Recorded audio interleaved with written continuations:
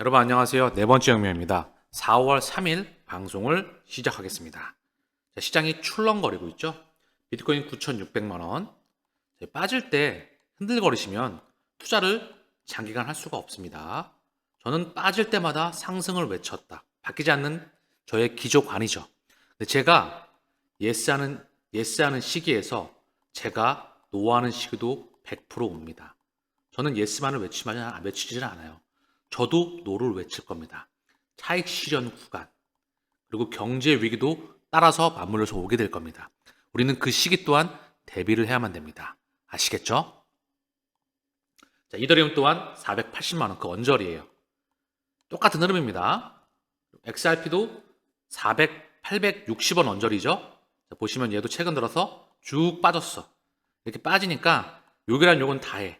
이거 뭐야? 아니라니까. 뭘 또 속아? 아니야. 저는 이런 말씀을 드리죠. 저는 개인적으로 100% 확신합니다.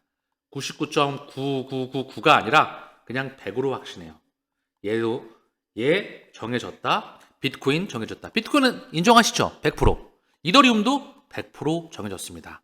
오늘 멤버십 방송에서 이더리움에 대해서, 뒤에 블랙록과 대해서, 그 뿌리에 대해서, 연결됐던 양대 축에 대해서, 그 생태계 조성 환경에 대해서 깊이 있게 방송을 해드렸어요.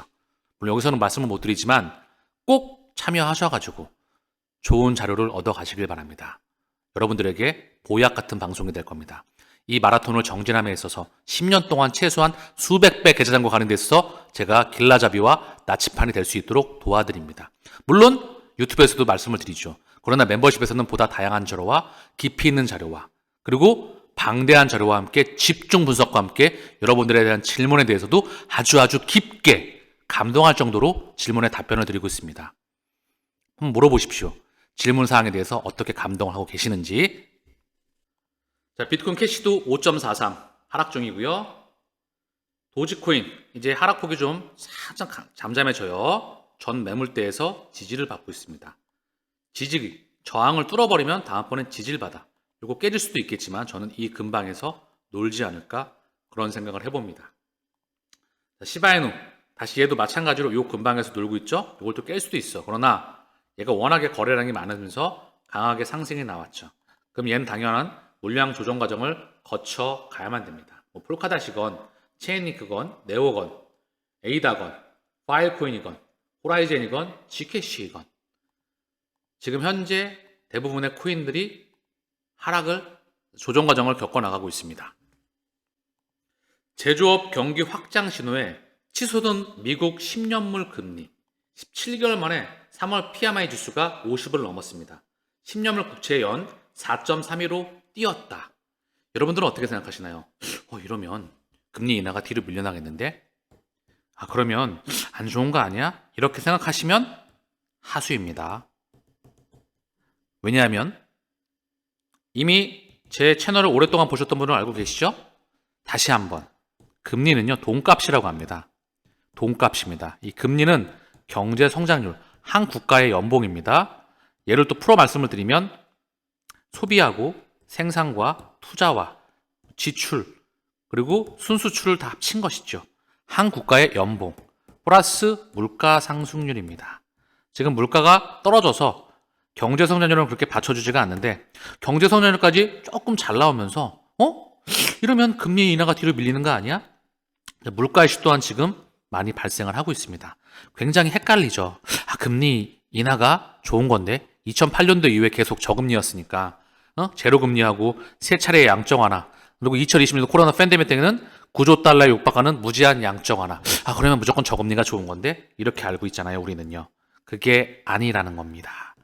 아시겠죠? 어쨌든 중요한 건 우리는 10년 물가가 치솟았어. 달러도 최근에 좀 강세였어. 원화는 약세였어. 주식도 좀 빠졌고 코인도 조금 빠졌어. 이 상황에서 어떤 그림을 그려낼 수 있어야 됩니다. 적어도 인플루언서라면 앞으로 어떻게 가는지 과거를 기반으로 해서 현실을 정확하게 직시를 하고 미래를 예측할 수가 있어야 된다는 거죠. 자, 코인 이슈들을 하나씩 점검해 볼까요? 알트코인 시장 2020년과 유사한 움직임이다. 비트코인 회복 시 조기 알트 시즌 가능성이 있다. 알트코인이 폭발할 겁니다. 제대로 된 버블을 만나겠죠.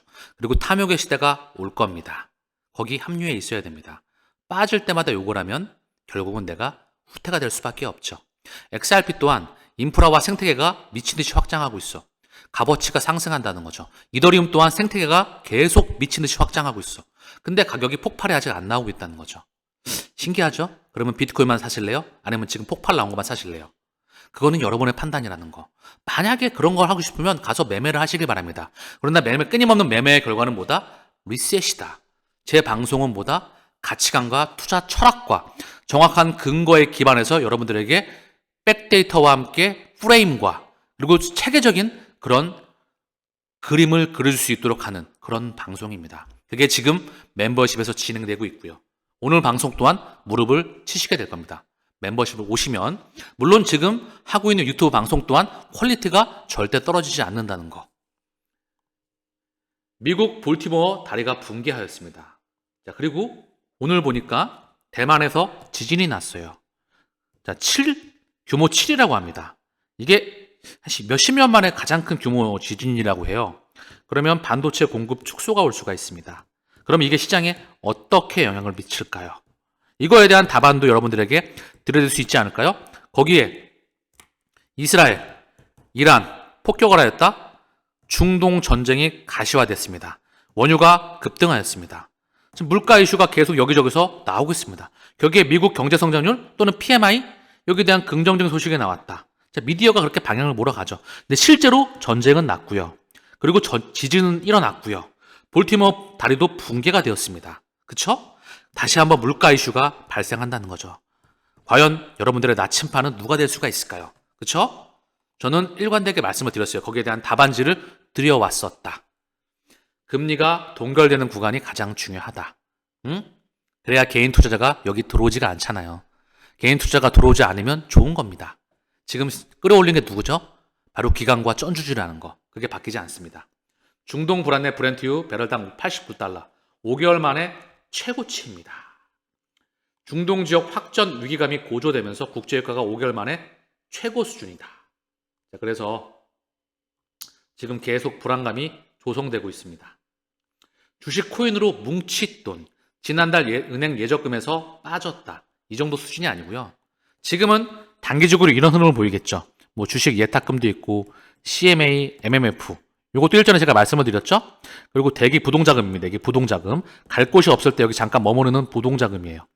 어쨌든 주식에 모이는 자금, 뭐 채권 시장에 모이는 자금, 부동산에 모이는 자금, 이 시장에 있는 자금들이 이쪽으로 대금으로 이사하는 겁니다.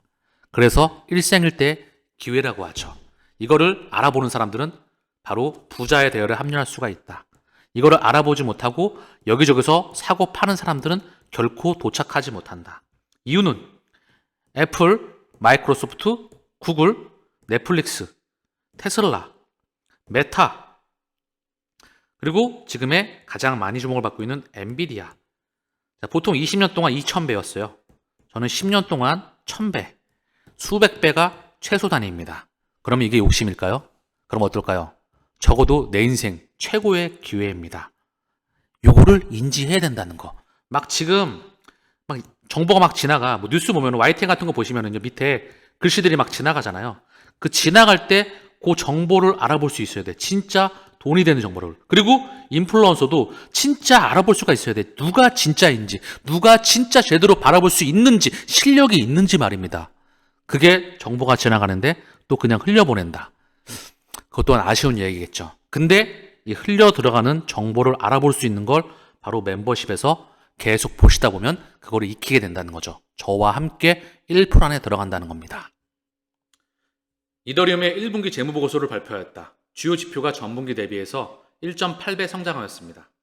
전년 동기 대비 네트워크 수수료 및 수익이 1.8배 증가하였다. 1억 7천만 건 이상의 트랜잭션이 발생하였고요. 약 970만 개의 신규 주소가 생성되었다. 480만 개 이상의 NFT 생성.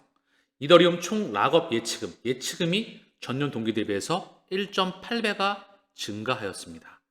자, 펀더멘탈이 값어치가 지속적으로 상승하고 있어요. 아주 가파른 속도로. 생태계가 확장하고 있습니다. 더불어서 블랙록의 레리 핑크가 이런 말을 했죠. 이더리움은 증권에 상관없어. ETF 출시하는데. 그리고 이더리움 기반의 실물자산 토크나 거기에 블랙록과 오늘 방송에서 제가 멤버십에서 깊이 있게 풀어드렸습니다. 그러면 가치가 상승하는데 값어치가 여기 머무를까요? 이더리움이 폭발을 하면 과연 알트코인들은 폭발을 하지 않을까요? 이더리움과 연관된 생태계가 많이 확장되어 있습니다. 자, 어제 방송에서도 CBDC, 전 세계 중앙은행, 그중에 G20 중앙은행 중에서 많은 중앙은행 또는 G20의 국가, 거기에 대해서 G20 많은 국가의 그 생태계에 이더리움이 상당히 중요한 역할을 하고 있다. 중요한 건 항상 여러분들이 이런 말을 많이 하더라고요. 기술적인 부분 물론 중요합니다. 근데 이거보다 배꼽처럼 중요한 게 뭔지 아십니까? 기득권이 여기에 자금을 댔는지 또는 선택을 했는지, 이게 제일 중요한 거야. 무려 100배 이상. 그리고 여기 생태계가 들어오는 겁니다. 그리고 법과 제도가 만들어진다는 거, 이것도 그들이 만든다는 거. 전 세계 국제기구와 함께. 그런 관점으로 봐야 리플과 SEC 소송도 흔들리지 않을 수가 있습니다. 오늘 어떻게 됐네, 내일 어떻게 됐네, 며칠 날 이렇게 될 거야. 그러면 본인이 지친다는 거. 한 발짝, 두 발짝, 세 발짝 떨어져서 세상을 바라보다 보면 그 흐름이 보입니다.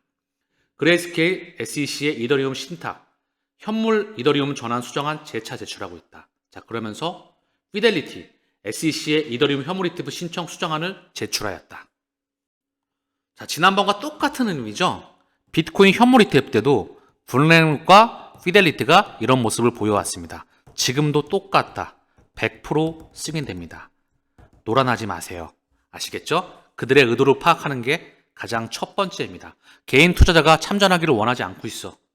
그럼 갈 길이 많이 남았다는 겁니다. 라울팔 암호화폐 사용자 2025년까지 10억 명 돌파 전망이다. 2025년에 10억 명, 추후에 70억 명, 80억 명이 전원 다 암호화폐를 사용하게 될 겁니다. 지금 혁명은 돈의 혁명이기 때문에 일생일 때 바로 기회이자 내 인생의 가장 처음이자 마지막이 될 것 같아요. 이유는 돈이 바뀌는 거니까. 우리는 그동안 종이를 썼잖아요. 근데 돈이 데이터로 바뀌는 겁니다.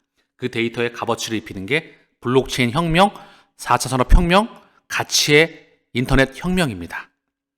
코인베이스 리서치 총괄, 비트코인 수요 곧 회복된다. 월가가 주도하고 있다. X3 캐피털 설립자 4,700조 원 운용 UBS가 다음 주부터 비트코인 ETF 거래를 지원한다.